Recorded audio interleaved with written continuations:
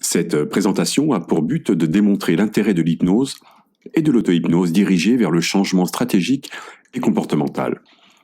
L'évolution technologique scientifique de l'IRM, imagerie par résonance magnétique, et de l'EEG, électroencéphalogramme, permet aux chercheurs en neurologie de faire des liens sur les différents états de conscience et de comprendre la plasticité mécanique de notre cerveau.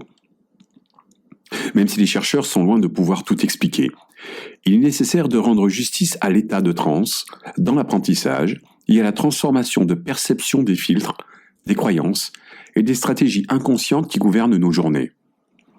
Je vous présente ici, de façon ludique, une partie des informations que j'ai pu regrouper qui mettent en évidence les connaissances que j'enseigne à mes élèves en hypnose et à mes clients. Justifier un apprentissage en s'appuyant sur une réalité démontrée et objectivement étudiée par des cas cliniques permet de donner une raison consciente à un travail inconscient. Lorsque la démonstration ne laisse plus de doute, le conscient peut faire confiance à la partie qui sait.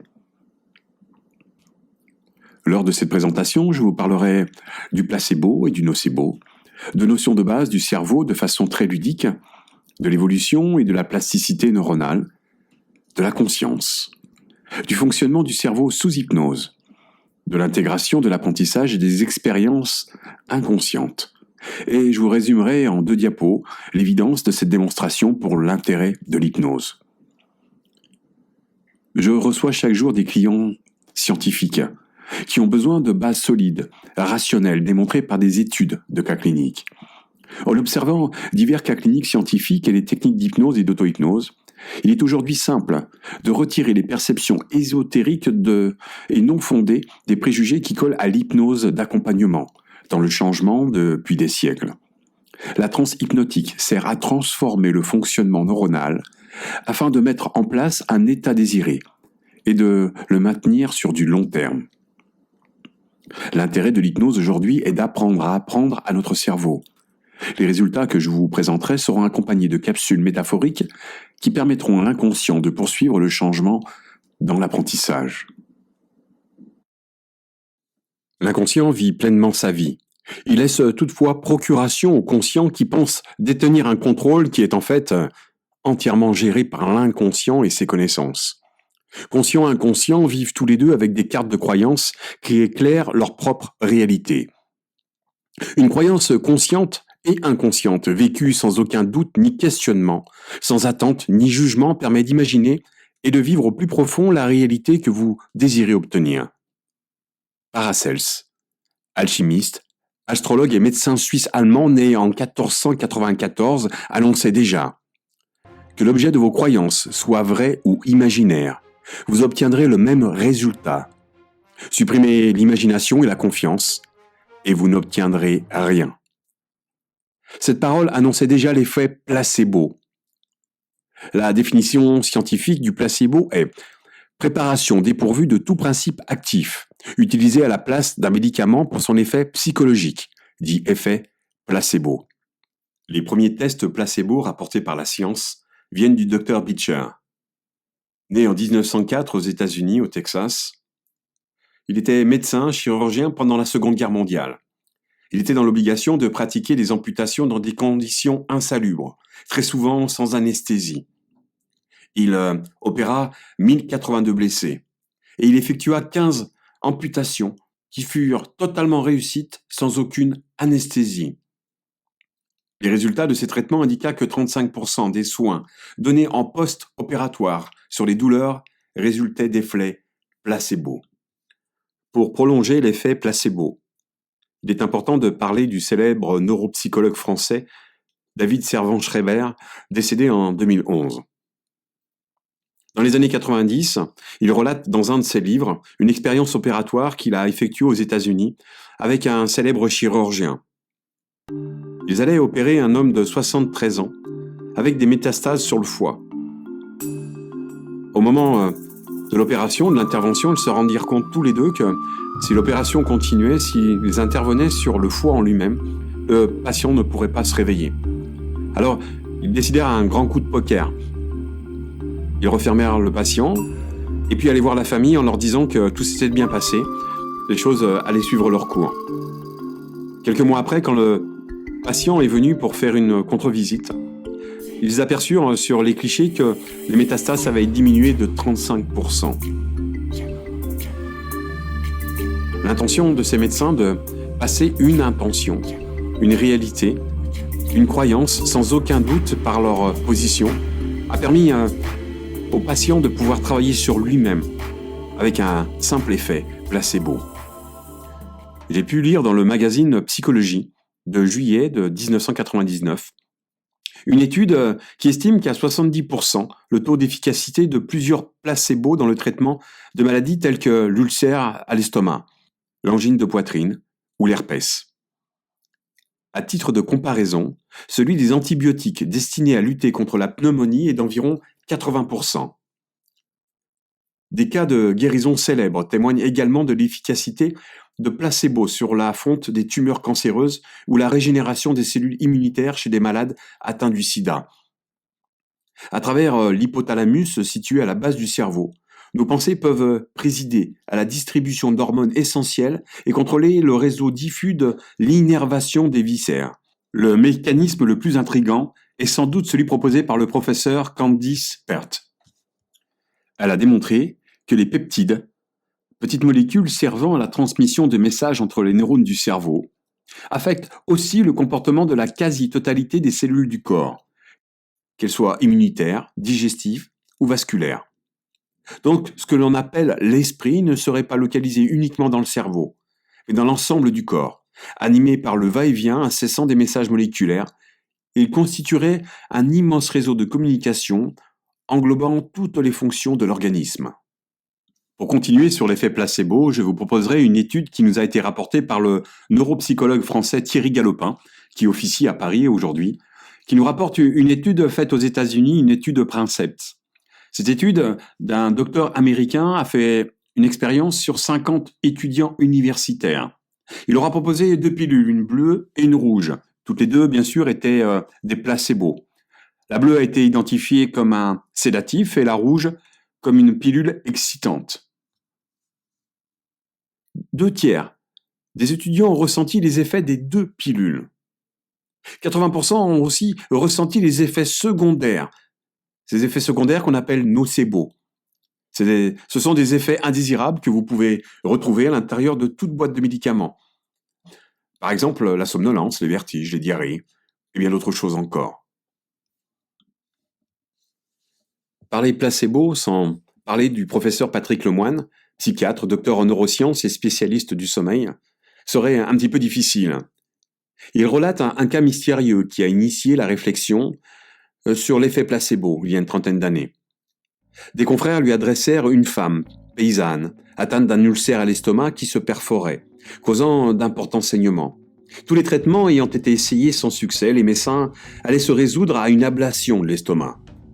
Pris d'une inspiration subite, le médecin, à l'époque jeune interne en psychiatrie, dessina sur une feuille de papier un estomac et la tendit à la femme en lui demandant « À quoi ça vous fait penser ?»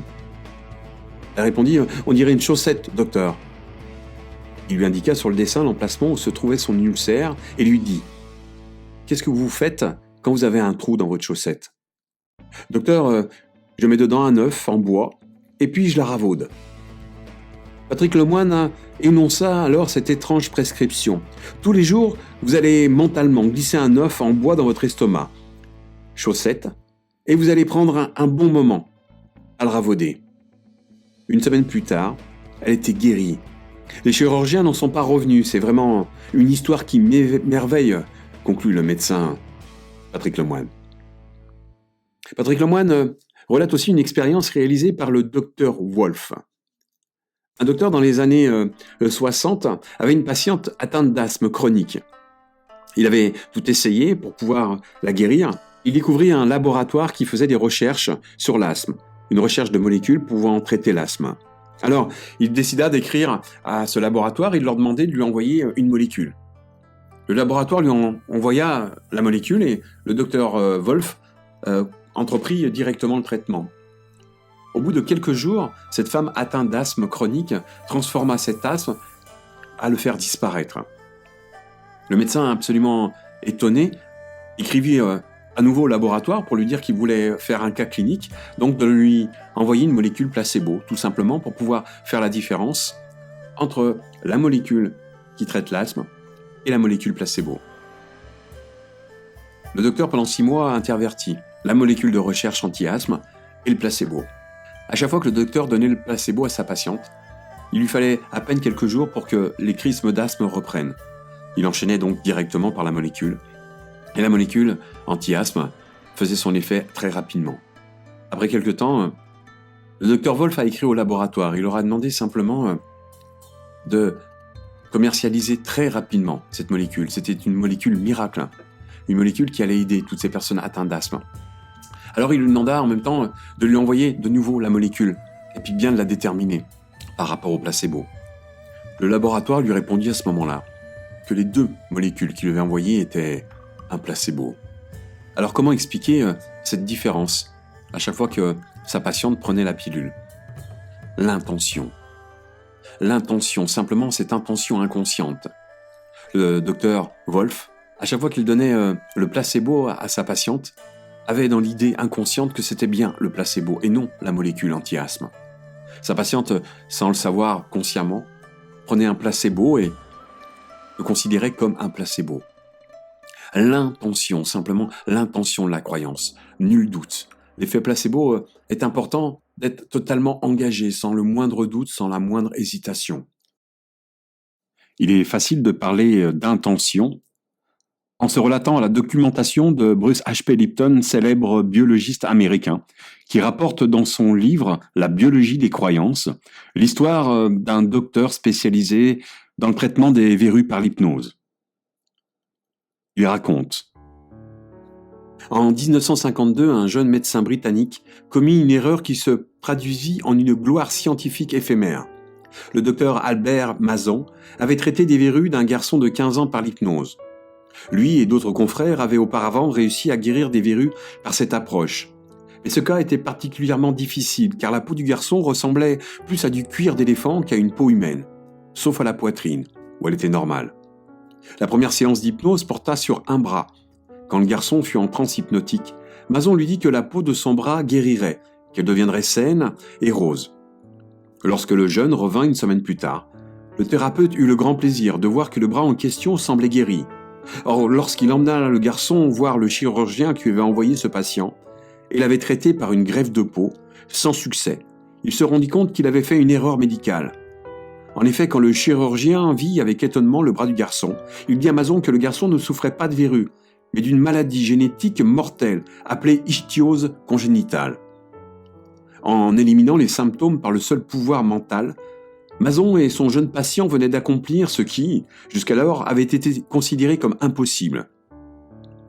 Mason poursuivit les traitements d'hypnose et presque toute la peau du garçon redevint saine et rose, comme son bras après la première rencontre. Le garçon qui avait été la risée de son école à cause de sa peau vécut dès lors une existence normale. Dès lors, lorsque Mason décrivit son surprenant traitement pour l'ichthyose dans le British Medical Journal, l'article fit sensation. L'homme fut acclamé par les médias, ce qui attira les patients souffrant de cette maladie rare et mortelle, que nul n'avait encore réussi à guérir. Or, l'hypnose ne fonctionna plus. Mason tenta l'expérience auprès de quelques autres patients souffrant d'ichthyose, sans jamais pouvoir reproduire le même résultat. Il imputa son échec à sa croyance par rapport au traitement. En effet, avec les nouveaux patients, il fut incapable de reproduire son attitude sincère de jeune médecin croyant traiter un cas sévère de verrue. Après ce premier patient, Mason fut toujours pleinement conscient de soigner ce que le corps médical considérait comme une maladie congénitale incurable. Il essaya de prétendre qu'il était optimiste quant au pronostic, mais avoua sur les ondes de Discovery Health Channels qu'il bluffait. Lorsque vous doutez de vos capacités, vous n'avez pas l'intention, l'attitude. Le regard ne sera plus dirigé vers la solution, mais vers une possibilité, et la synergie disparaîtra pour laisser la place à une énergie qui s'éparpillera après s'être essoufflée. Il est intéressant de terminer l'effet placebo avec Émile Coué de la Châtaigneraie, né en 1857 en France. Ce pharmacien de renom désirait être chimiste. Le coût de l'enseignement était bien trop onéreux pour sa famille. Alors il entama des études de pharmacologie. Le jeune apothicaire aurait pris l'habitude de joindre aux remèdes qu'il vend des paroles encourageantes. Il aurait noté que les malades qu'il persuade aisément, en sachant trouver les mots justes, de l'efficacité des traitements, s'en trouvent beaucoup mieux. Progressivement, il découvre ainsi ce que l'on nommera l'effet placebo. Vous allez voir, ceci vous fera beaucoup de bien, disait-il, et ce n'est qu'un début. Ses premières années d'expérience lui font prendre conscience de l'efficacité de la suggestion et de l'action, déterminante de l'imagination dans le processus de guérison. Coué commence à développer les premiers principes sur lesquels il bâtira plus tard sa méthode. Il dit « Toute maladie est double, produisant ses effets sur la condition physique du patient, mais aussi sur son moral. En guidant l'imagination de manière positive, il est possible de faire pencher la balance du bon côté, et par là même de déterminer la guérison. Ainsi, lorsqu'un malade se persuade que la guérison va se produire, celle-ci se produira, si elle est possible. Si elle ne l'est pas, il pourra néanmoins obtenir par la suggestion une amélioration optimale de son état. Coué travailla ensuite à l'école de Nancy avec Bernheim et Libaud. Sa méthode se base sur sa fameuse phrase répétée « Je vais de mieux en mieux chaque jour, et à tout point de vue. Je vais de mieux en mieux chaque jour, et à tout point de vue. »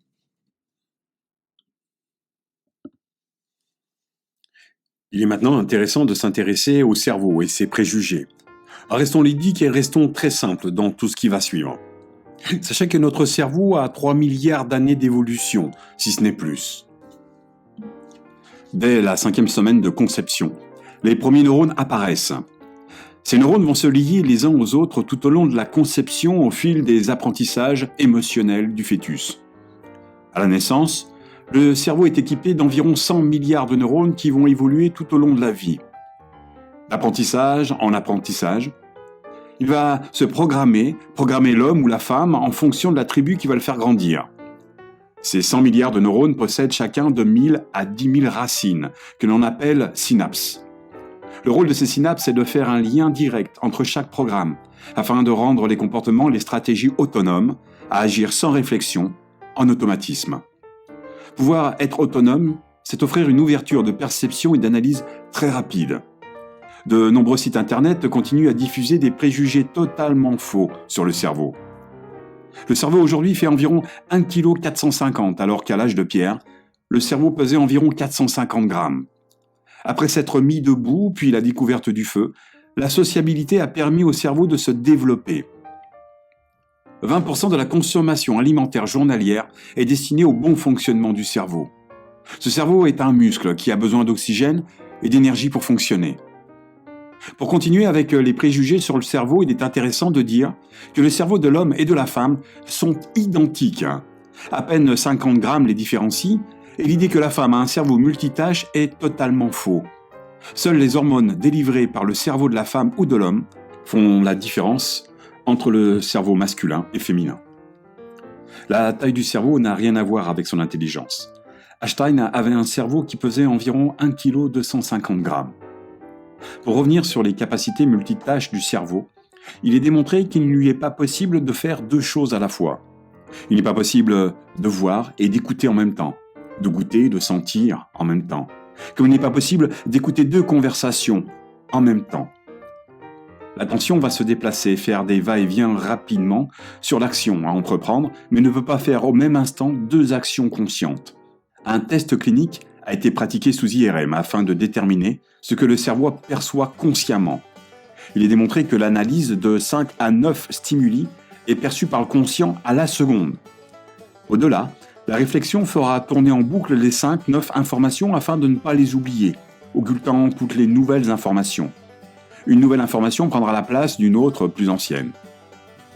Les stimuli perçus et traités par l'inconscient sont environ de 2,3 millions à la seconde, ce qui inclut tous les stimuli idéomoteurs, physiologiques, nerveux, de survie, d'équilibre, de compréhension, de mémoire, sensation, régulation et tant d'autres choses encore. Vous pouvez apercevoir sur ce cliché une véritable image faite par IRM en superposant les différents enregistrements électriques du cerveau. Cette vue permet de réaliser la complexité des processus entrepris par notre matrice électrique et physiologique afin de faire circuler les informations. Sans rentrer dans des détails lourds d'apprentissage sans raison d'être, une petite révision de la cartographie du cerveau permet de comprendre pourquoi lors d'un travail cérébral intense, certaines parties du crâne vous démangent. Le cerveau est fragmenté en 6 parties, plus le cervelet et le tronc cérébral. En bleu, vous découvrez le lobe frontal, qui est l'aire motrice, le contrôle des muscles, coordonner des mouvements, la parole. L'aire préfrontale élabore la pensée, les mouvements complexes. En jaune, c'est le lobe pariétal, l'aire sensorielle somesthésique, perçoit les sensations, toucher, température, douleur. En rose, l'aire visuelle, l'occiput, détecte les signaux visuels, l'aire de la vision. En vert, l'aire auditif, qui comprend l'aire de Broca, l'aire de Wernicke, l'interprétation des phrases, les syntaxes, l'aire de la mémoire à court terme.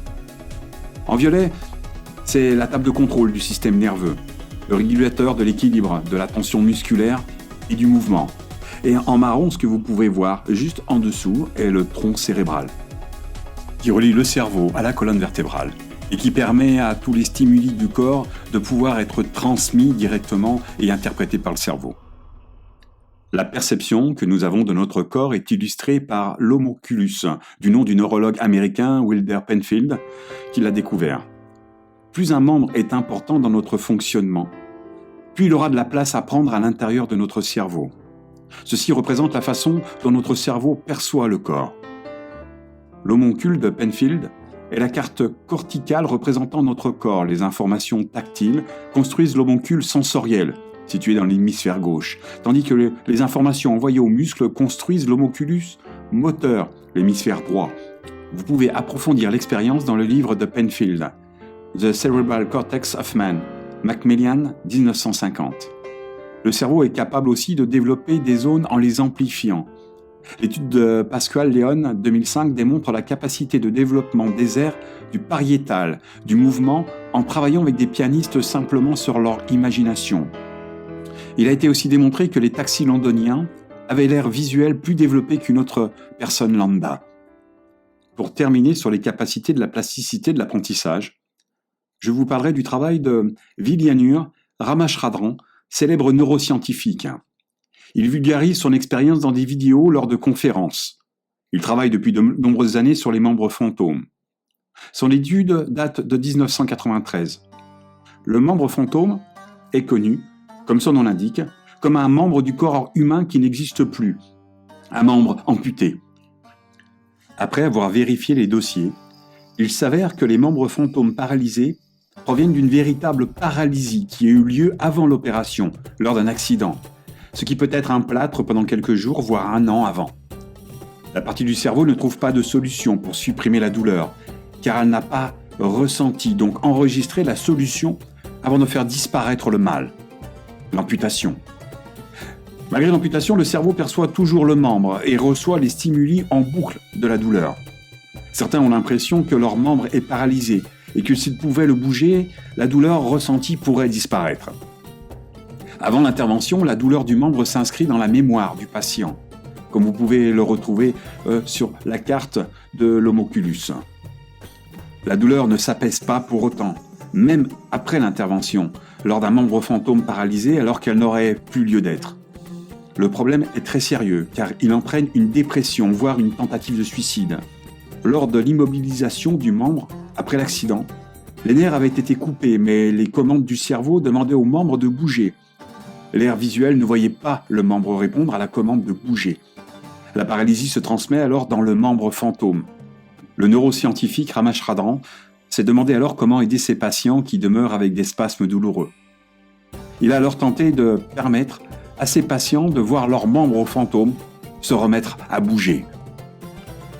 Avec son équipe, il a construit une boîte miroir pour avoir une réalité virtuelle. Ramachandran a demandé à son patient de mettre sa main valide face au miroir et de prendre la même posture de douleur que celle ressentie par son membre fantôme. Son patient a vu son membre fantôme ressusciter.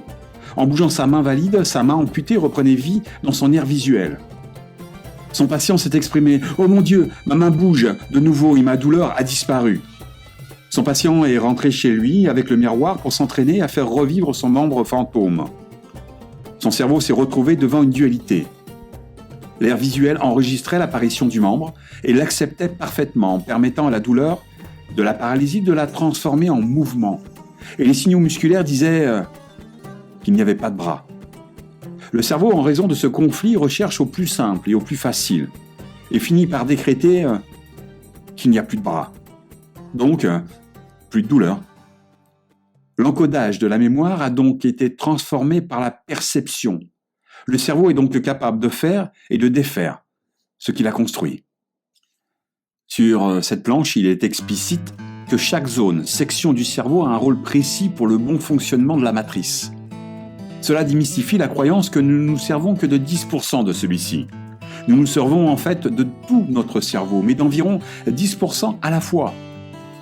Les deux hémisphères sont reliés par le corps calleux qui permet la mise en relation des informations émises entre les deux hémisphères. Les analyses produites par les deux côtés sont synthétisées et regroupées pour être conscientisées. Les stimuli perçus par le corps ou les sens sont analysés dans la région du cerveau qui lui sont impartis. Ces stimuli peuvent remonter le long de la moelle épinière, puis du tronc cérébral afin d'atteindre l'homéostasie. Cette zone du cerveau se nomme le système limbique, qui inclut la zone centrale de l'émotion, et le système de survie, le reptilien. Les stimuli perçus par le corps ou les sens sont analysés dans la région du cerveau qui lui sont impartis. Outre les grandes régions du cerveau, le système limbique, et en particulier l'amygdale et l'hippocampe, nous intéresse en priorité dans le cadre de l'émotion et de la mémoire du souvenir. Afin d'enregistrer un souvenir dans sa mémoire, le système limbique va percevoir plusieurs stimuli, qui, renforcés par une émotion, va implanter dans l'hippocampe un schéma mémoriel qui sera rangé dans le cortex dans chaque partie correspondant au sens. Le souvenir d'un paysage sera installé dans l'occiput, et alors que l'odeur de cet endroit sera placée dans le frontal. Un ancien chef de clinique et membre des sociétés suisses de neurologie et de neuropsychologie clinique, M. Jean-Jacques Feldmayer, nous dit « La formation d'un souvenir peut se schématiser comme la succession dans le temps de 3 processus neurocognitifs. L'encodage, le stockage et la récupération de l'information. Ces 4 processus sollicitent différentes régions du cerveau. Le moindre dysfonctionnement de l'une d'elles est susceptible d'induire un trouble mnésique. C'est la raison pour laquelle notre mémoire est fragile. Chaque sens est relié directement au système limbique qui sera analysé et répertorié au niveau de l'hippocampe afin d'être reconnu. Pour se remémorer avec la plus grande exactitude du souvenir, il serait nécessaire de retrouver exactement tous les stimuli au centième de seconde lors de l'encodage. L'état d'esprit est aussi un stimuli qui rentre en compte dans la récupération de la mémoire. Il est donc possible d'affirmer que lorsque vous vous remémorez un souvenir, vous en recréez un. Le cerveau ne supporte pas le vide et répond à ce vide en le remplissant par de nouveaux stimuli. La plasticité du cerveau et la récupération de l'encodage permettent de dire aujourd'hui, scientifiquement, que chaque remémoration est la création d'un nouveau souvenir. La perception devient différente et la réalité change. L'importance de l'émotion et de sa perception à la revivification du souvenir est donc primordiale dans le changement de comportement. Vous connaissez tous l'action transformée du souvenir. Rappelez-vous, lorsque vous étiez plus jeune, voire petit, peut-être pendant les fêtes ou pendant les vacances, vous alliez très régulièrement au même endroit, en famille, entre amis. Un endroit que vous connaissiez parfaitement, peut-être une maison, peut-être un appartement, peut-être un chalet, peut-être sur un étage ou 2 étages. Peut-être que quand vous arriviez, vous saviez déjà où vous alliez dormir. Vous saviez dans quel endroit vous alliez vous retrouver. Vous saviez peut-être même à quel moment vous alliez pouvoir jouer avec vos cousins, vos frères, vos sœurs, vos voisins, vos amis. Si c'était à l'intérieur ou à l'extérieur. Vous savez exactement où vous pouviez aller vous cacher pour passer un moment tranquille. Dans cet endroit où vous pouvez vous raconter des histoires, avoir des aventures, pouvoir vivre pleinement votre enfance en toute liberté, sans jugement. Vous vous souvenez exactement de la couleur peut-être des murs, de la tapisserie, le nombre de portes qu'il y avait dans le couloir. Vous vous rappelez de l'endroit où vous faisiez votre cabane, peut-être de la distance que vous faisiez pour arriver à un ruisseau, peut-être à une montagne, à un rocher, ou peut-être à un arbre. Chaque année se répétait avec les mêmes habitudes, les mêmes endroits, les mêmes défis. Et puis la vie vous a emmené sur un autre chemin. Vous avez grandi, vous avez peut-être quitté la région. Vous avez commencé votre vie sociale, peut-être eu un conjoint, une conjointe, peut-être des enfants. Et puis, un jour par hasard, vous êtes repassé dans cette région, vous savez, dans cet endroit où vous alliez quand vous étiez petit. Et puis là, pris d'une grande bouffée de nostalgie, vous avez envie de leur montrer à ceux que vous aimez, où vous avez grandi, ce que vous faisiez, où situait votre cabane, où vous faisiez vos jeux, où vous rencontriez vos amis, à quel endroit vous dormiez. Alors vous les avez emmenés, quand vous êtes arrivé sur place, vous vous êtes dit « Waouh, c'est plus petit que je croyais ». Il me semblait que la cheminée était de l'autre côté, peut-être c'était pas cette tapisserie qu'il y avait là. Cette poutre n'était pas placée à cet endroit-là, il me semblait que l'arbre de mes souvenirs était beaucoup plus loin que ça. Waouh, cette cachette me paraît tellement petite, comment est-ce qu'on pouvait faire pour rentrer si nombreux là-dedans? Vos souvenirs ont changé, vous avez remémoré des souvenirs que vous avez reconstruits sans cesse. Chaque souvenir, en fait, a été transformé, à chaque fois que vous y avez pensé. Un souvenir d'enfant, c'est une chose, mais la réalité de la vie, dans tous les souvenirs, se passe chaque jour, chaque remémorisation. C'est recréer un souvenir. Il est donc censé de dire que la seule chose qui existe pour notre cerveau est celle qu'il regarde. Le fait de regarder et de ne pas seulement voir est un état d'absorption, de concentration, un état modifié de conscience. Le fait de la regarder, cette chose, et de la reconnaître, entraîne tout un processus inconscient qui passe par le cortex. C'est en 1990 que l'identification des neurones miroirs a été faite par l'équipe de Giacomo Rizzolatti, directeur du département de neurosciences de la faculté de médecine de Parme. Alors qu'il travaillait avec son équipe sur le singe macaque, équipé d'un casque EEG, il lui donnait une cacahuète et observait les zones de son cerveau qui fonctionnaient lors de la vue de la cacahuète, lorsqu'il lui tendait la cacahuète, lorsque le singe la décortiquait et lorsqu'il la mangeait. L'équipe fit une pause dans l'expérience. Un laborantin prit une cacahuète pour la manger, et l'équipe s'aperçut que le cerveau du singe qui observait le laborantin utilisait les mêmes zones de son cerveau dans l'observation que s'il faisait lui-même l'expérience. Ils ont conclu en avril 2010, vu le rapprochement du cerveau primate et humain, que le fonctionnement est identique chez l'homme. Vous êtes donc ce que vous pensez, et ne reconnaissez que ce que vous connaissez, et la seule chose qui existe est celle que vous regardez.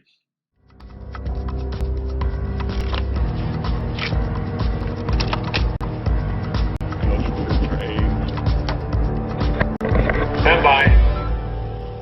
Action.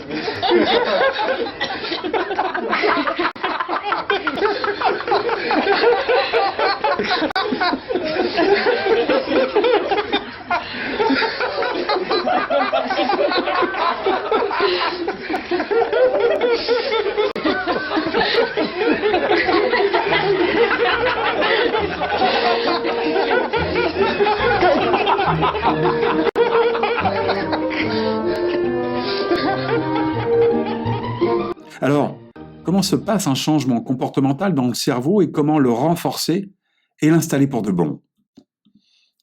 En 2000, Larry Erskine et Eric Arkandel eurent le prix Nobel de psychologie et de médecine pour récompenser leurs travaux sur la mémoire.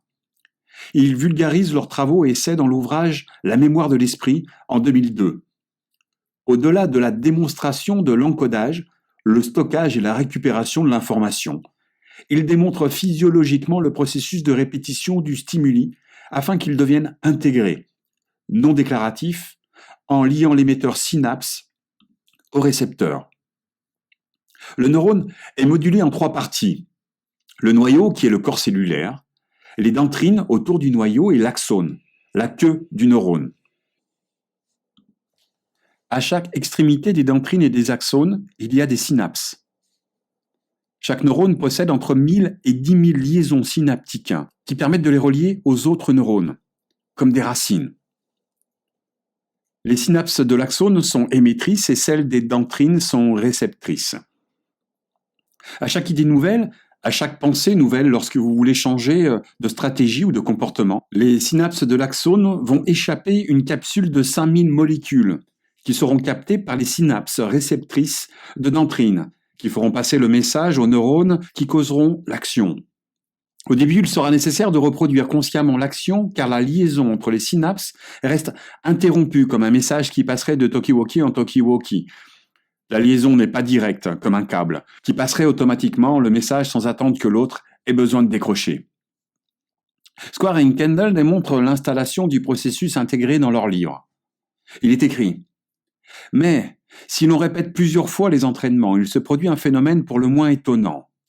Une molécule de la cascade biochimique induite par l'AMP, la protéine kinase, AMP, cyclique dépendante, pénètre dans le noyau du neurone, où elle induit une autre protéine, la CREB, une des plus grandes découvertes qui laisse envisager la production en laboratoire de cette protéine afin de lutter contre la perte de la mémoire à long terme, qui fait, la CREB, la liaison des éléments avec l'AMP et active des gènes codants pour des protéines.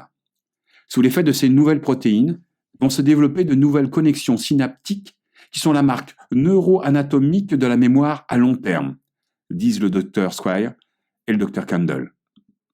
Vous pouvez observer en temps réel sur ces images le fonctionnement d'un seul neurone et percevoir son intensité électrique et physiologique lors de la transmission de messages.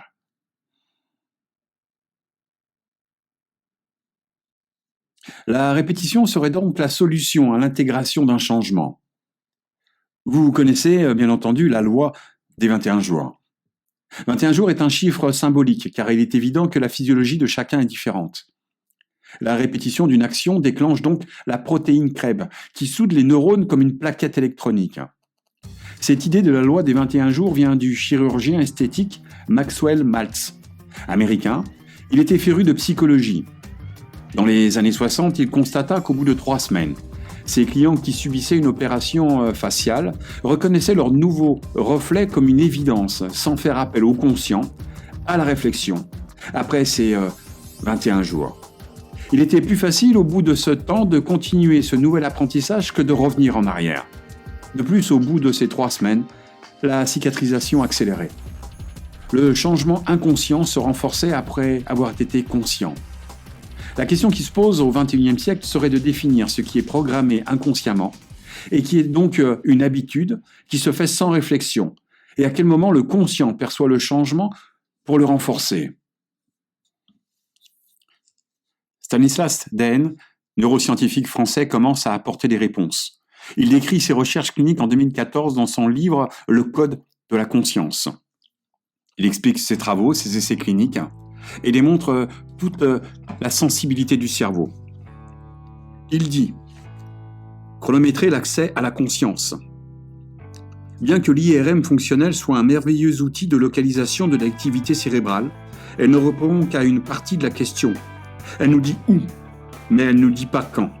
Elle ne peut pas déterminer à quelle vitesse ni dans quel ordre les différentes aires cérébrales s'allument lorsque nous prenons conscience d'un stimulus.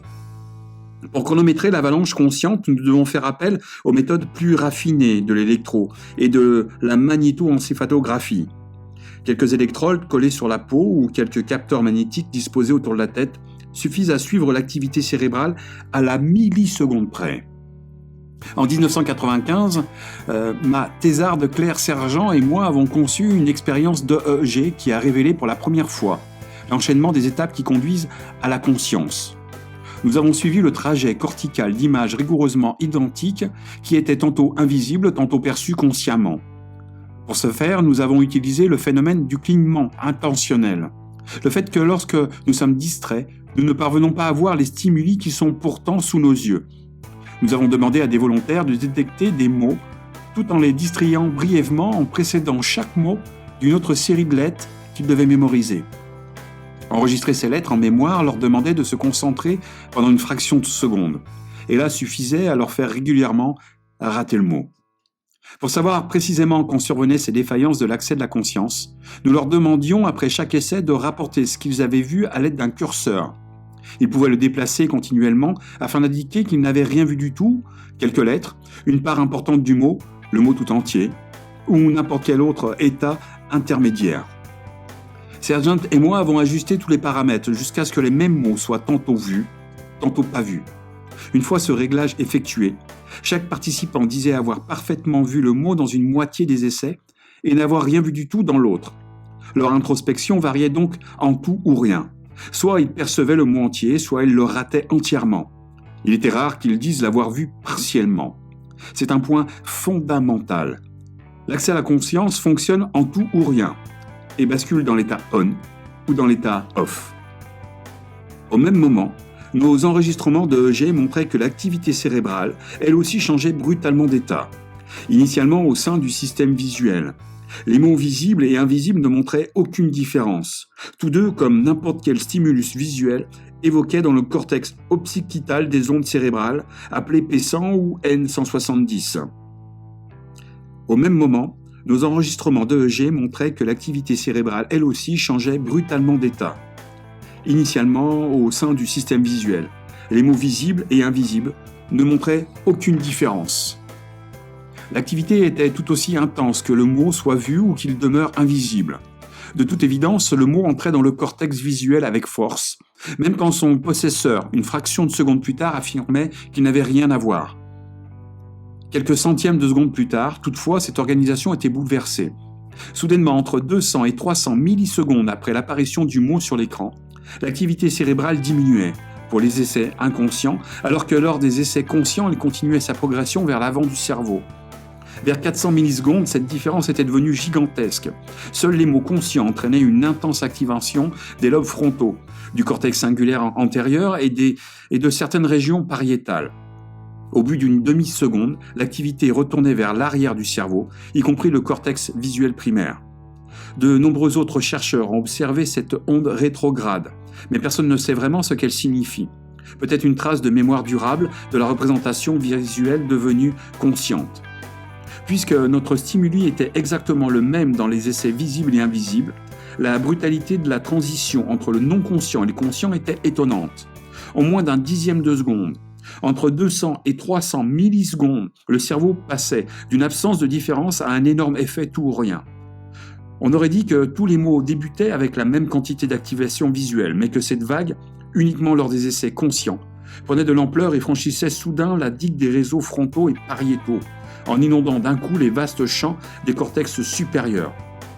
Lors des essais invisibles, par contre, la même vague restait confinée au sein des aires postérieures du cerveau, épargnant les systèmes associés aux opérations conscientes, et donc laissait la personne dans l'ignorance totale de ce qui s'était réellement passé.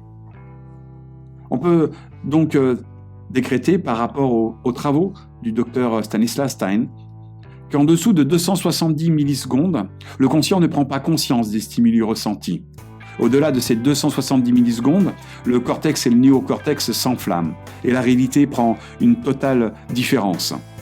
Encore une fois, nous pouvons dire que la seule chose qui existe est celle que vous regardez sur l'absorption de votre attention. Je pourrais maintenant vous le démontrer d'une façon assez étonnante. Je vais simplement vous demander, là maintenant, de regarder cette équipe de basket noire et de cette équipe de basket blanche. Je vais vous demander simplement de prendre le temps de compter chaque passe que l'équipe blanche va se faire.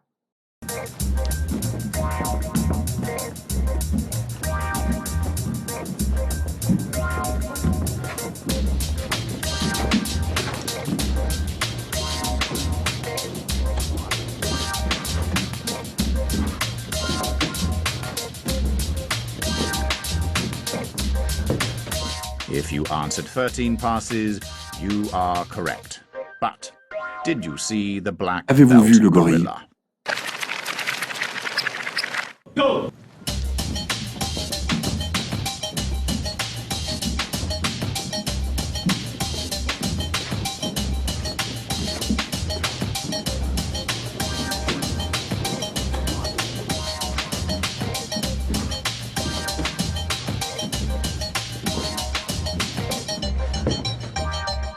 Encore une fois, la seule chose qui existe est celle que vous regardez.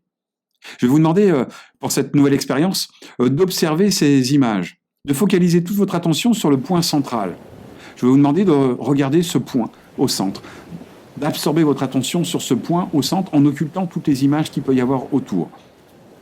Et dans quelques instants, quelques secondes, vous allez vous rendre compte que les 3 points à l'extérieur disparaissent. Ces 3 points jaunes disparaissent, réapparaissent. Votre attention est absolument absorbée. Plus votre attention est absorbée, plus la seule chose qui existe est celle que vous regardez. Vous pouvez voir ensuite sur ce schéma de visualisation en état de veille, sous hypnose ou en autobiographie, des clichés pris sur une personne. On lui demandait simplement, sur l'autobiographique, de raconter une histoire. De raconter simplement une histoire qui aurait pu lui arriver. Vous pouvez voir à ce niveau-là que les zones du système limbique ont du mal à déplacer le singulaire. Toute sa mémoire visuelle en autobiographie n'est pas vécue du tout par les sens. Alors que raconter la même histoire, mais sous hypnose, en transe, on peut voir absolument toutes les zones du cerveau qui s'embrasent au niveau du frontal et du pariétal. La seule chose qui existe est celle que vous vivez réellement avec vos sens. Une expérience clinique de la douleur a été effectuée en 2004 par Derbyshire. Une stimulation douloureuse de chaleur a été infligée à la main du patient sous IRM. Comme vous pouvez le voir en rouge, les zones du cerveau cortex et néocortex se sont embrasées. La douleur est ancrée dans la mémoire par l'essence. Le cerveau l'a vécu et l'a enregistré. Sur le deuxième cliché, en bleu, le patient a été placé en transe hypnotique. On lui a induit que sa main vivait la douleur intense d'une chaleur de la même intensité que précédente.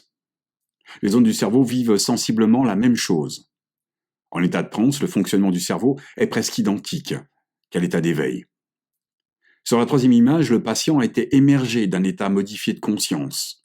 Il lui est demandé alors d'imaginer s'il y avait une chaleur intense sur sa main. L'intensité est bien différente et reste confinée sous le singulaire antérieur, sans émotion et sans apprentissage, simplement en visualisation, sans l'essence. L'état de transe hypnotique est donc sensiblement la même réalité vécue qu'en état de veille pour le fonctionnement du cerveau. Qu'est-ce qui fait la différence alors? Ce qu'on appelle le conscient fait partie de l'ego, de la rationalisation et de l'intellectualisation de la personne. C'est son raisonnement émergent à travers ses croyances et ses filtres. Toutes les connaissances, les possibilités et les ressources de la personne sont stockées dans une partie que l'on va nommer inconsciente dans le cerveau.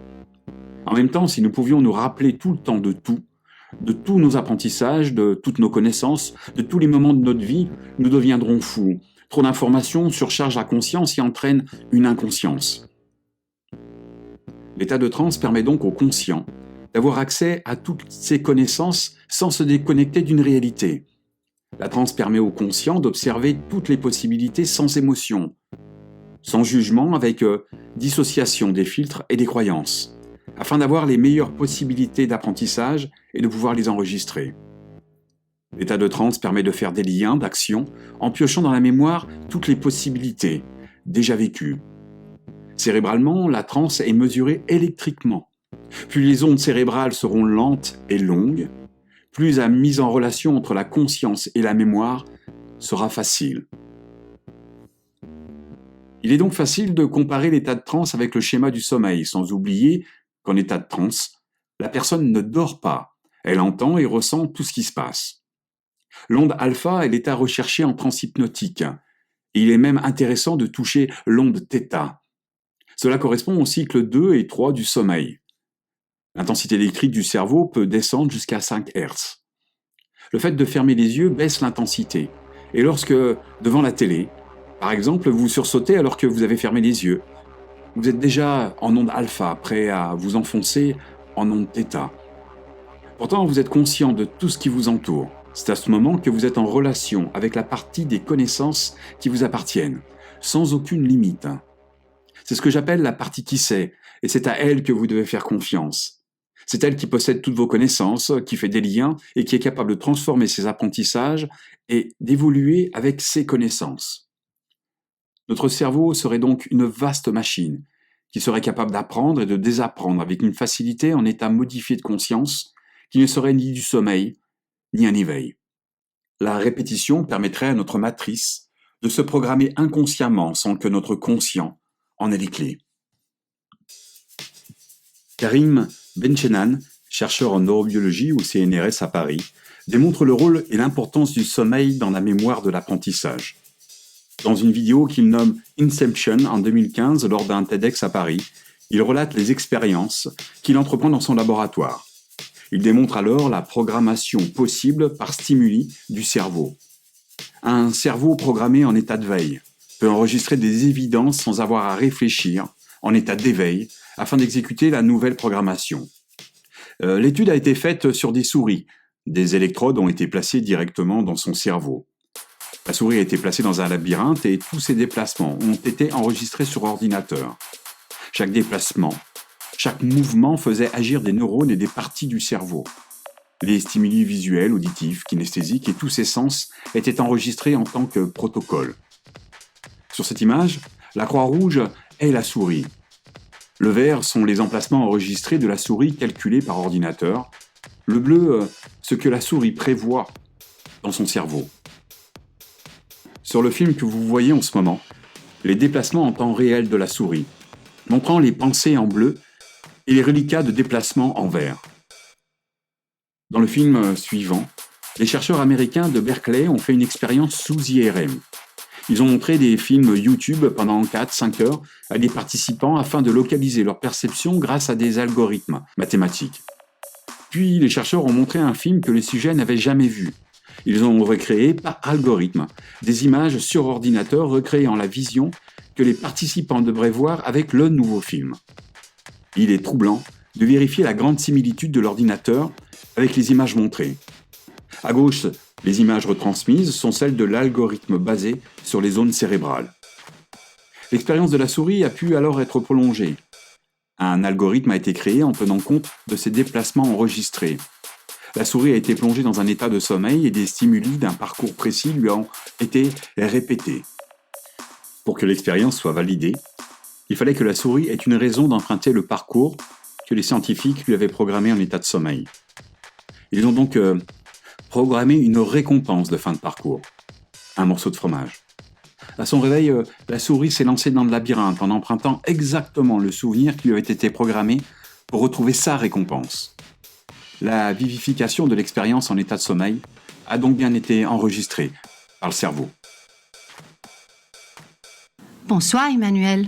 Merci de nous retrouver sur la chaîne de l'ORTF. Nous sommes tellement heureux de vous recevoir ce soir. Vous arrivez tout juste des États-Unis où vous travaillez en recherche sur l'état hypnotique en thérapie. Oui, tout juste Françoise. Mon travail porte ses fruits en Amérique et je me dois, en tant que Français, venir voir mes confrères dans l'Hexagone afin de les encourager à venir rejoindre notre équipe. Pour que nos téléspectateurs et téléspectatrices comprennent bien, vous orientez vos recherches sur l'hypnose et les états de changement en conscience modifiée. Qu'est-ce qui vous laisse croire qu'un état modifié peut changer un comportement? Les études cliniques sont dirigées par mon confrère Milton Erickson. Il vient de créer l'American Society of Clinical Hypnosis avec William Kruger, en vue de proposer une alternative à l'hypnose de laboratoire, focalisée sur les généralités plutôt que sur les spécificités de la transe et de son induction. L'hypnose en France est encore une idée farfelue. Nous sommes pourtant en 1957 et depuis 200 ans, elle est décriée et moquée. Franz Anton Mesmer a mis à jour le magnétisme animal qui a évolué par l'intérêt de médecins comme un état hypnotique. Des psychiatres comme Freud, Charcot, Janet ou le psychiatre Lacan ont ou sont décriés pour leurs pensées et leur opinion de l'hypnose. l'hypnose en Europe n'est rien d'autre qu'une machine de spectacle. Il est bien entendu possible de voir l'hypnose de cette façon. Milton, par les affres de sa vie, a pu observer les différentes perceptions de notre état d'esprit. Lors d'états de conscience rationnelle, intellectuelle, nous sommes limités dans des croyances qui nous font douter de nos capacités. Alors qu'un état de conscience modifié permettrait d'avoir accès à toutes nos compétences. Notre savoir stocké dans notre inconscient. Nous possédons toutes les connaissances par nos apprentissages enregistrés dans un lieu où notre conscient n'a pas accès. Milton nous expliquait ce week-end comment il obtenait des réponses à des problématiques lorsqu'il s'éveillait d'un état de somnolence. Dyslexique, il avait réalisé la différence entre un M et un 3 lors d'un de ses éveils. Il nous racontait qu'en 1922, lors de sa 2e année de médecine, il y a tout juste 35 ans, il était allé voir le rédacteur en chef du journal de l'université. Milton avait décidé ce matin-là qu'il allait faire publier un de ses articles tous les jours, un article qu'il pourrait écrire la nuit. Alors, il s'arrête, il va voir le rédacteur en chef et il nous explique qu'il lui raconte qu'il allait lui apporter un article tous les matins dans la boîte aux lettres qu'il pourrait publier chaque jour. Alors le rédacteur en chef, avec un petit sourire, lui dit « bien sûr, j'attends votre article ». Milton rentre chez lui le soir et, à 19h, devant sa table de travail pour faire ses devoirs, il se pose la vraie question. Pour qui je me prends ? Pour qui je me prends pour avoir cette perception de pouvoir être capable d'écrire un article qui pourrait être publié chaque jour. Moi qui ai déjà un retard assez phénoménal par rapport aux autres, il va falloir que je travaille encore plus fort. Et je pense que je vais avoir cette capacité et le temps de pouvoir écrire un article. Alors, il lui revient à l'esprit ce moment de réveil et d'éveil quand il prend conscience de tous ces problèmes du 3, du M, du rythme, du son. Et il se dit, alors voilà, je vais travailler jusqu'à 22h le soir. À 22h, je vais simplement aller me coucher, mettre mon réveil à 1h du matin. À 1h du matin, me lever, écrire mon article. Quand l'article sera terminé, j'irai juste me coucher pour pouvoir continuer ma journée. Alors, le premier matin, Milton se réveille en ne sachant pas s'il s'était levé dans la nuit. Il se lève pour aller simplement près de son bureau et il entend son colocataire qui dormait avec lui dans sa chambre lui dire « Tu fais quoi, Milton ? Tu te lèves dans la nuit, tu tapes à la machine, clac, clac, clac, clac, clac, sting, clac, clac, clac, tu me réveilles. Et après, comme un zombie, tu retournes te coucher en état de somnolence avancée. Qu'est-ce que tu fais ?» Milton, très surpris, nous explique qu'il va directement à son bureau et il regarde à côté de sa machine à écrire. Il y avait un petit dossier qui était fait avec le double et les carbones encore de l'article qu'il avait écrit dans la nuit. Alors, ce qu'il fait, c'est qu'il défait ses carbones, il défait ses doubles et il fait 2 enveloppes. Une enveloppe avec les originaux et une enveloppe avec les doubles. Les originaux qu'il va poster directement dans la boîte du journal local en allant à l'université. Pendant la pause, dans l'après-midi, Milton va à la cafétéria, prend un café et sort le journal du jour. Il regarde les pages, il cherche son article, il ne le trouve pas. Alors, avec toujours autant de volonté, le soir, quand il va se coucher à 22h, il met toujours son réveil à 1h du matin. Et puis, le lendemain matin, quand il se réveille, il a un vague souvenir de s'être levé pour écrire, mais il ne se souvient pas du tout de ce qu'il a écrit. C'est pas important, il se lève, il défait les doubles, il laisse toujours dans une enveloppe les doubles de l'article et les originaux qu'il dépose à nouveau dans la boîte. Dans l'après-midi, à la pause, il va encore rechercher son article, il ne le trouve toujours pas. Alors, Milton, avec toute sa volonté de faire, continue toute la semaine à écrire ses articles dans la nuit, à n'avoir aucune notion de ce qu'il avait pu écrire dans la nuit, faire ses doubles, ses originaux, les déposer, vérifier et toujours pas trouver ses articles. Alors, le samedi, il rentre chez lui avec les 5 journaux de la semaine. Et puis il veut comprendre qu'est-ce qu'il doit travailler pour pouvoir être publié. Il prend le journal, il tourne la première page, il ouvre son enveloppe avec tous ses articles dedans. L'article du lundi, il est là, en 2e page. Le journal du mardi tourne la page, l'article du mardi, il est toujours là, en 2e page. Tous ces articles, en fait, ont été publiés toute la semaine en 2e page. Alors, Milton est super content, il se dit qu'il va pouvoir aller beaucoup plus loin qu'il pourrait l'imaginer. Mais que jamais il aurait pu penser avoir cette capacité de pouvoir écrire. Alors, ça m'a interpellé. J'ai dit, mais Milton, pourquoi est-ce que tu n'avais pas lu les articles avant de les poster dans la boîte aux lettres ? Et là, Milton m'a répondu assez curieusement, Emmanuel, je ne voulais pas être jugé par plus bête que moi. belle démonstration des facultés de l'inconscient, en effet. Voulez-vous nous dire, en fait, que notre conscient est régi par un ego qui fait barrière? En effet, il serait intéressant d'observer ce que nous sommes sans nos yeux ni nos émotions. Pensez-vous que nous pourrions enseigner cette perception à nos enfants d'ici 50 ans? Disons début du XXIe siècle? Les scientifiques ne sont pas encore prêts aujourd'hui. Peut-être dans les années 2010-2020 avec une plus grande ouverture d'esprit. Ce que démontre Milton aujourd'hui est que nous avons toutes les solutions dans notre non-conscience. Il suffit de faire confiance à la partie qui sait. Depuis la création, notre cerveau est une immense source de données, qui à chaque seconde fait des liens entre tous les apprentissages qu'il intègre chaque seconde. Imaginez 100 milliards de neurones qui se lient entre eux pour déterminer à chacun une stratégie et un comportement qui sera le rôle de son existence et qui va évoluer avec le changement. Une partie de neurones s'occupe de vous faire savoir que l'organisme a faim, une autre s'occupe de la digestion, d'autres que vous avez soif, peut-être de votre rythme cardiaque, et puis d'autres s'occupent de votre système immunitaire, de marcher, de parler, de pouvoir entendre, de pouvoir analyser ou ressentir. Lorsque vous faites une action, là où les parties de vos apprentissages vont faire les liens pour atteindre l'objectif que vous vous êtes donné, au mieux pour vous et au plus simple, avec toutes les connaissances de vos apprentissages du moment. Lorsque vous vous déplacez, vous ne réfléchissez pas à lever le pied droit, pied gauche, pied droit, lever, contracter les cuisses, les muscles. Non, ça se fait tout seul. Vous pouvez faire totalement confiance à cette partie qui sait. Maintenant, lorsque vous avez déterminé un objectif, quel que soit l'objectif, pris le temps de l'éclaircir, de retirer toute subjectivité pour le rendre réel et concret, vous savez que tout le processus à mettre en place est une multitude de liens, de toutes vos connaissances qu'il faut laisser s'exprimer avec toutes leurs qualités. Surtout sans vouloir les interpréter avec votre conscient et votre ego, pour leur donner simplement toutes leurs chances, en retirant toute limite qui pourrait être bien dépassée. C'est maintenant, à ce moment-là, qu'il faut faire confiance à cette partie qui sait. Lâcher prise et se laisser guider. Imaginez un matin, un après-midi, quelle que soit l'heure de la journée, un ami qui vous appelle. Il passe vous prendre. Il veut juste aller se promener, faire les magasins. Vous ne lui demandez même pas où il veut aller. Vous êtes juste là à l'attendre. Il arrive avec sa voiture, il ouvre la portière, vous montez et vous partez. Vous savez même pas dans quel magasin vous allez aller. Vous n'avez aucune idée de où vous allez vous rendre. Vous suivez simplement en sautant de magasin en magasin, en essayant, en regardant des vêtements, touchant des bibelots. Vous ne faites que parler. Parler comme si vous étiez complètement recentré avec lui, avec une totale confiance. Vous repartez, vous remontez dans la voiture. Vous repartez dans d'autres quartiers, d'autres grandes surfaces. Vous faites que vous promenez à le suivre, sans lui poser aucune question, simplement en étant avec lui.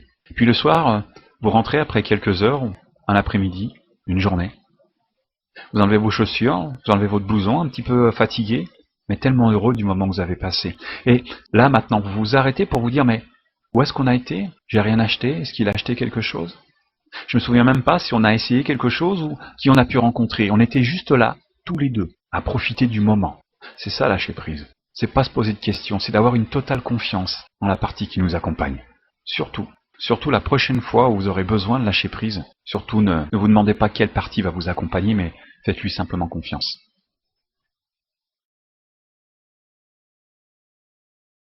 D'autres indices sont démontrés dans le livre de Stanislas Stein, Le Code de la conscience. Il prend le temps de différencier les différents stades d'activité du cerveau et en définit 3. La mort cérébrale, qui est pour lui une absence de réflexe du tronc cérébral, un électroencéphalogramme plat, ou alors une absence de respiration autonome, peut-être une irrigation du cerveau nulle. Un diagnostic de mort cérébrale entre 6 heures et 1 jour. Il distingue aussi le coma, qui est un réflexe entre autres nauséeux, un électroencéphalogramme d'ondes lentes, qui ressemblerait à un sommeil ou une anesthésie, et il parlerait aussi de l'état végétatif, un cycle du sommeil régulier, pas de conscience présente en état d'éveil. Nous pourrions prendre comme exemple le cas Vincent Lambert en France et Terry Chiasso aux États-Unis. Stanislas Stein relate une étude de Adrian Owen, neuroscientifique britannique. Cette étude a été publiée dans la revue Science en 2006.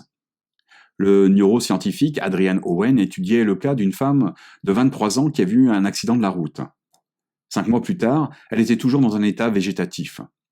Il avait découvert alors sous IRM que son cerveau restait actif, et en particulier des zones de communication corticale, du langage actif.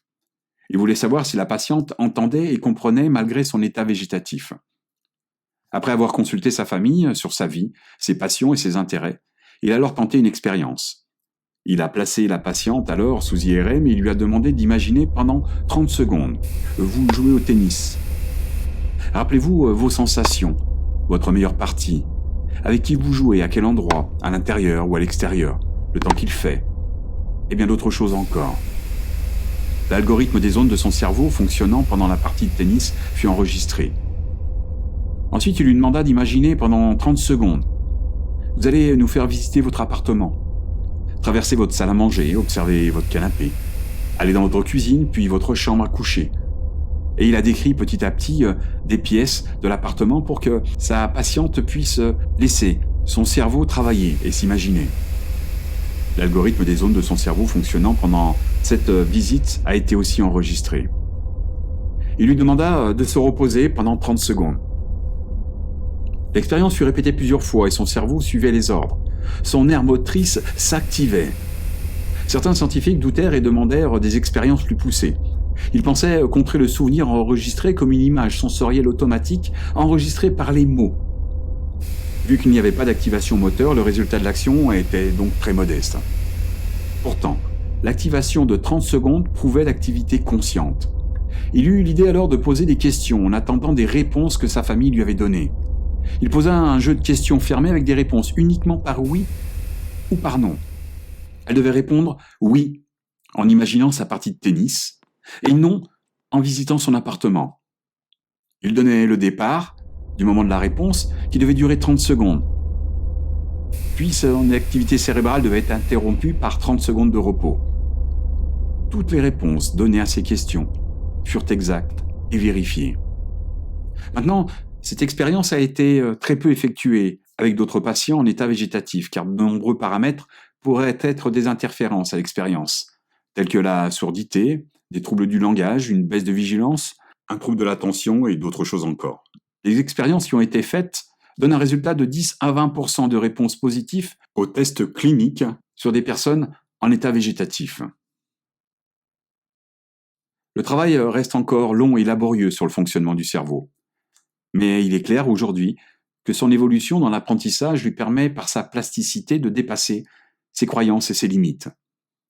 Un état particulier, physiologique, permet d'avoir accès à ses ressources et ses connaissances, et de donner libre cours à son imagination sans jugement afin de programmer une nouvelle attitude.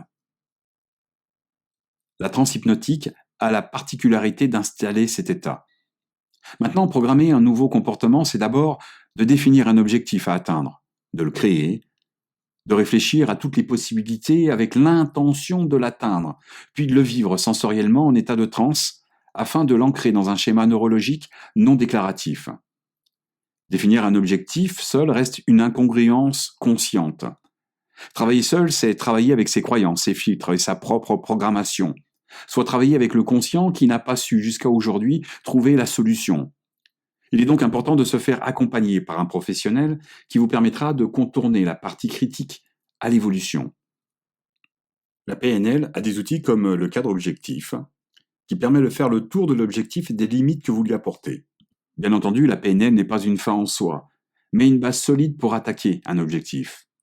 Il est nécessaire de déterminer l'objectif à atteindre, en passant par toutes les étapes, et de définir les croyances limitantes et l'intérêt secondaire qui vous a empêché de l'avoir déjà atteint aujourd'hui. Cet objectif va vous demander de choisir. Et choisir, c'est aussi renoncer.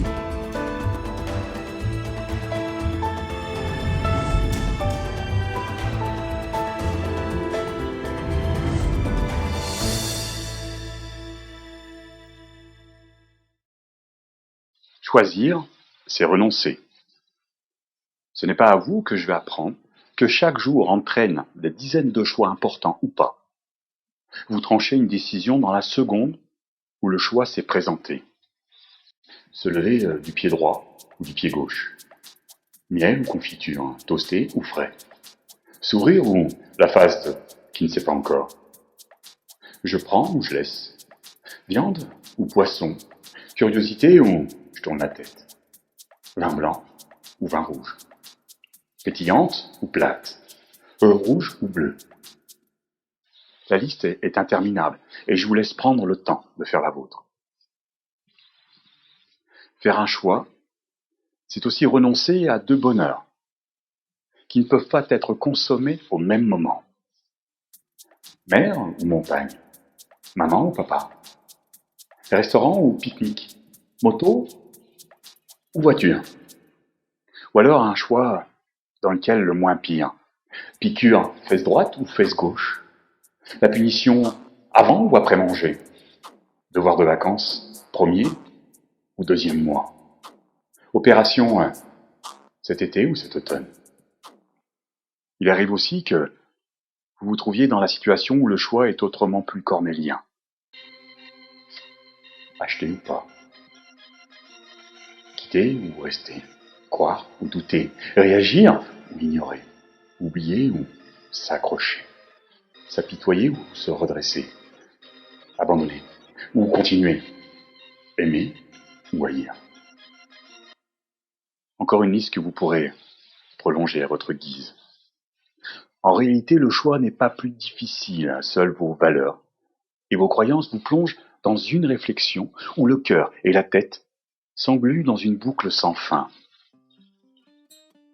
Alors, prenez le temps de déposer toutes vos émotions.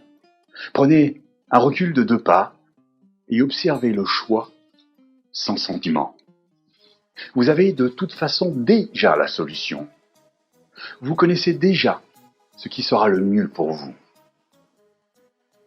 Dans la seconde, vous saviez que le choix était fait et que vous alliez devoir renoncer. Maintenant, êtes-vous prêt à le faire, ce choix? Ou faut-il un peu de temps pour réorganiser tous vos schémas de pensée? Tôt ou tard, la partie qui sait déjà ce que vous allez faire vous guidera automatiquement sur le choix que vous connaissez maintenant. Choisir, c'est renoncer alors. Faites confiance à la partie qui sait.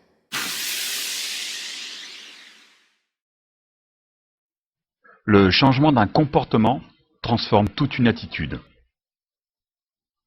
À la naissance, le bébé possède déjà 100 milliards de neurones. Ce sont les prémices de liaison qui vont se faire les uns aux autres à chaque seconde de vie, à chaque apprentissage.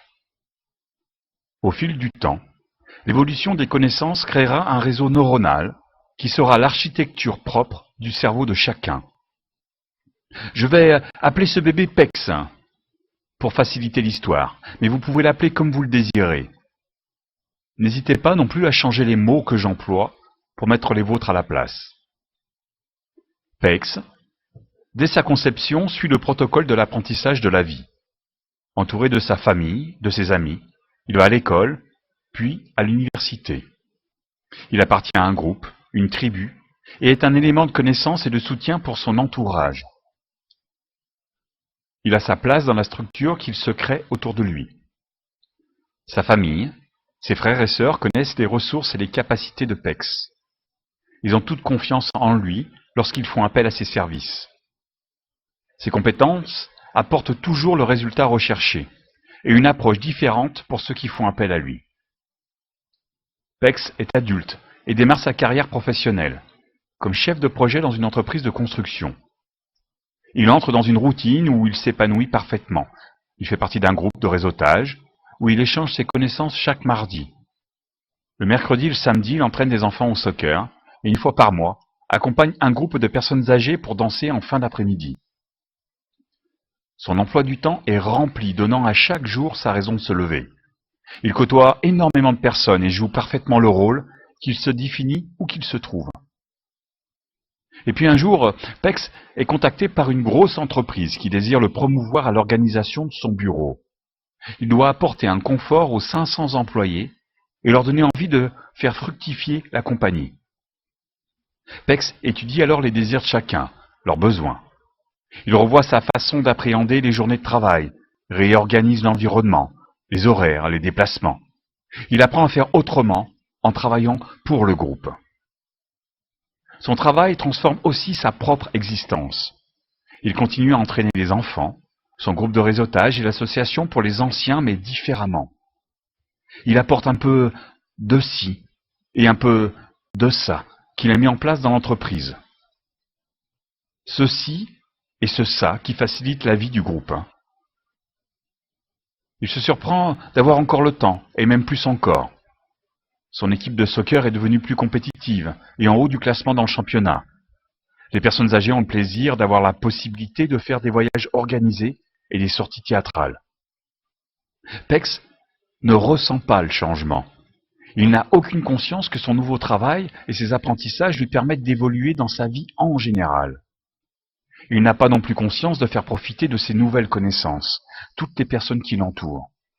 Ce que ne voit pas non plus Pex, ce sont les personnes dans l'entreprise qui organisent leur journée différemment afin de pouvoir participer aux nouvelles activités offertes. Les employés profitent des abonnements en salles de sport, des salles de repos et des sorties à prix réduit. En parallèle, de petites entreprises profitent de l'énergie du changement de la société qui se réorganise afin de satisfaire leurs nouveaux clients. Un jeune footballeur qu'entraînait Pex, propulsé par les résultats sportifs de l'équipe, entre en sport-études et deviendra un grand entraîneur en développant la stratégie organisationnelle de Pex. Le groupe de réseautage se développe facilement en modélisant les conseils avisés du jeune concepteur de projet. 7.3 7.3 milliards d'habitants sur la Terre. 100 milliards de neurones dans les 1450 cm3 que représente la boîte crânienne. Il existe 7.3 milliards de PEX sur notre Terre, qui pourraient permettre aux 7.3 milliards d'autres PEX de profiter des apprentissages de chacun. Imaginez en parallèle de l'existence de PEX, la naissance et l'apprentissage des liaisons neurologiques. Leur fonctionnement est tout simplement identique aux 7.3 milliards de PEX multipliés par 13,6 qui font 100 milliards. L'évolution de l'enfant prend en charge des centaines de milliers de PEX sous la forme de neurones. Le protocole que vit PEX sous forme d'éducation permet à des groupes de centaines de milliers de neurones à se lier. Ces groupes représentent des stratégies comportementales qui évoluent avec l'évolution des stratégies qui l'entourent. De même que le changement apporté par PEX à son entourage transforme son entourage. PEX est l'exemple type du groupe de neurones qui a plusieurs tâches à effectuer, même s'ils n'ont pas de rapport entre eux. PEX évolue en famille, au travail, dans de multiples cercles sociaux et pourtant c'est toujours le même PEX.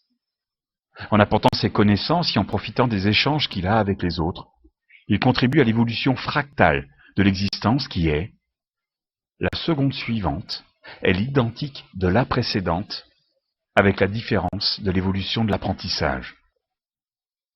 Certains de nos neurones ont aussi de multiples tâches. Ces neurones donc, qui évoluent avec les autres, transforment par l'évolution les cercles qu'ils fréquentent et les tirent vers le haut. Transformer un comportement subtil dans votre personnalité entraînera, comme la loi des dominos, toutes les personnes que vous avez dans votre entourage. Il est important de savoir, avant de vouloir changer, qu'il y aura des dommages collatéraux qui pourraient simplement être des avantages collatéraux. Alors n'hésitez pas. Faites confiance à vos milliards de PEX en acceptant l'évolution de l'apprentissage. Faites confiance à la partie qui sait. En résumé, un objectif bien déterminé, vécu avec tous ses sens, imaginé avec l'intention de l'atteindre sans aucun doute, permettra, avec un état de conscience modifié sous hypnose, de programmer son cerveau comme s'il le vivait vraiment, réellement.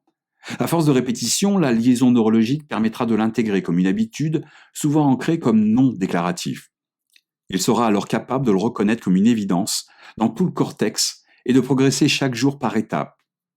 Faire un cadre marche arrière sur les états vécus dans les derniers jours, semaines ou mois, permettront d'observer l'évolution qui se fait de mieux en mieux chaque jour, et à chaque instant, à tous les points de vue. Comparer est la notion première de l'homme afin de connaître sa situation. Comme un GPS, Il vous permet de connaître votre géolocalisation. Vous savez alors le chemin que vous avez parcouru, du temps que vous avez mis. Vous avez alors une idée du chemin qu'il vous reste à faire, plus ou moins long, plus ou moins de temps. Comparer, c'est vous permettre de vous faire une idée de la chaleur que vous vivez à l'instant présent.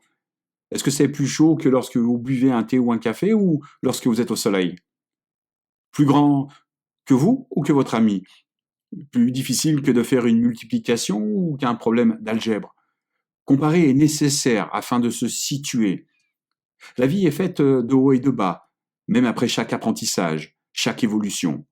Le haut est considéré comme le bonheur et le bas un moral difficile. Maintenant, comment pourriez-vous connaître le bonheur si vous ne connaissez pas la difficulté? Le bonheur ne voudrait plus rien dire comme le malheur n'existerait pas si le bonheur n'avait pas de sens. À chaque apprentissage, chaque transformation, le cerveau fait un lien qui lui permet d'avoir une plus grande ouverture, de grandir dans la connaissance. Chaque seconde qui passe est la seconde identique à la seconde précédente avec la différence de l'évolution. Le haut et le bas rythment la vie et permet de percevoir sa progression, car il est facile de s'arrêter un instant pour se rendre compte que le bas d'hier, dans l'évolution, est bien au-dessus du haut d'il y a plusieurs mois. Et tout ça grâce à la plasticité de l'apprentissage du cerveau et de son imagination. Alors maintenant, vous n'avez pas de raison de ne pas faire confiance à la partie qui sait, n'est-ce pas?